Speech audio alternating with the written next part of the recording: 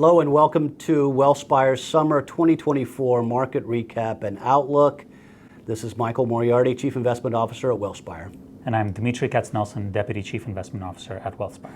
Dmitry, as always, not a shortage of things to talk about. Yeah, there's been kind of three topics that we're hearing a lot about, and frankly, there's a lot more, but the big things that we're getting asked about are obviously concentration, what's happening in the markets, the top heaviness of the markets.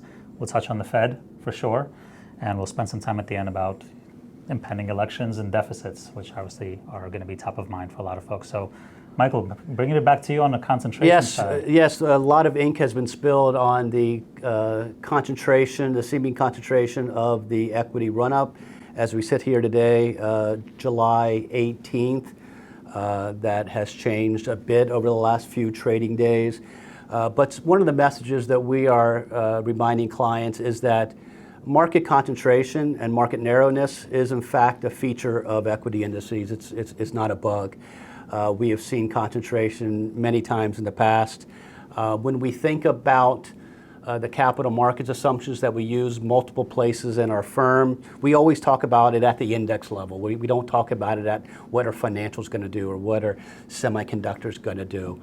And so we've seen and we will continue to see periods where certain companies and industries are in favor, concentration happens, and then that sector may fall out of favor, but another one will replace it. And again, that's the feature of index investing. Yeah, absolutely. I mean, we've seen things like you have to go back to the 1950s to see this level of concentration. There's this focus on what happened during the tech bubble. This is not that. But in the 50s and 60s and 70s, you had the GMs, the Ma Bells, right? The IBMs at the time that were comparably concentrated, and markets survived just fine. And that's a lot more to do with the earnings behind these companies and the earnings growth of these companies. So that's on the concentration side. We're also now concentrating more on the Fed, right? There has also been a lot of ink spilled on what the Fed's going to do and when they are going to cut and how much they are going to cut and when they're going to start. Yeah, I mean, I think listen, we started the year, markets were thinking the Fed was going to cut 6 times. Fast forward a few months, dropped down to 2. Over the last few weeks, after the inflation print, now markets are thinking 2, maybe 3 cuts this year. I think the interesting thing is it's the behavior of the markets in results of these, as a result of these prints, is that a 1% decline in interest rates, if you're thinking about how a company behaves, is not really going to move the needle significantly for the average corporation in the US. In fact, spreads are really tight. It's not like they're going to get significantly cheaper borrowing. And if you look at the average company in the publicly traded company in the US, I think 80% plus of their debt is fixed. So they're just not as directly tied to interest rates. But I think it's the perception of what does this mean for inflation going forward? Do we get the soft landing that folks are now starting to think about the other parts of the markets that have been left behind to potentially benefit? So that's been one of those things where it's not necessarily the magnitude of the Fed cuts or the perceived magnitude of the Fed cuts, but what that means going forward. I think also that what you've seen is historically people have thought rate hikes slow the economy, put the brakes on the economy, which allows inflation to fall. This time, what we've discovered is that, as you alluded to, many of the larger corporations termed out their debt a number of years ago when rates were low. And on the household side, same thing on their mortgages are largely fixed at rates much lower than today. So the increase in rates has actually benefited those large corporations and those large households who have significant cash holdings and are now earning significantly more on their cash than they were a number of years ago. So you haven't seen the curve on the economy that many people thought would happen with this hiking cycle. The other big event that we have to be aware of is that there's a presidential election here in a couple of months. And while the two parties at a lot of levels are espousing very different policies with respect to the impact of those policies on deficits, I think most people say that the direction will be the same regardless of who is in the White House come January of 2025.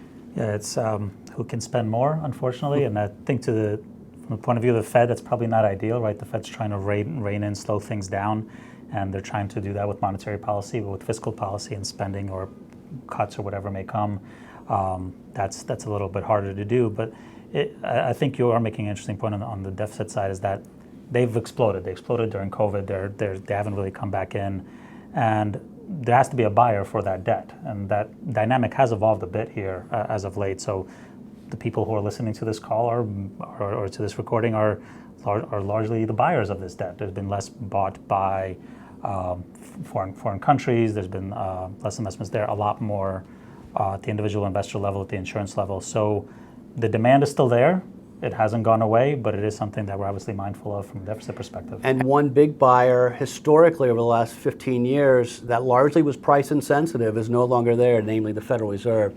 In fact, if anything, they're engaging in quantitative tightening, which is selling, not net buying the issuance. So you're right, it really has been left to largely the U.S. households as they buy the money market funds or T-bills, et cetera. So obviously, we don't like to talk politics. You rarely hear us say anything about that, but it doesn't mean that we're not getting questions. So we do have an event coming up. You want to tell some folks about that? We're likely going to have multiple events. The first one will be in September. It's with Michael Townsend, Charles Schwab's Chief Legislative Affairs Director. That'll be a client-facing call, and then we'll likely have multiple additional touch points ahead of the election. So hopefully you'll be able to join then, ask the questions that we don't love answering, but we'll have somebody else on the line willing to do so. So I think with that, we can bring... Good to see you as always. Thank you for listening.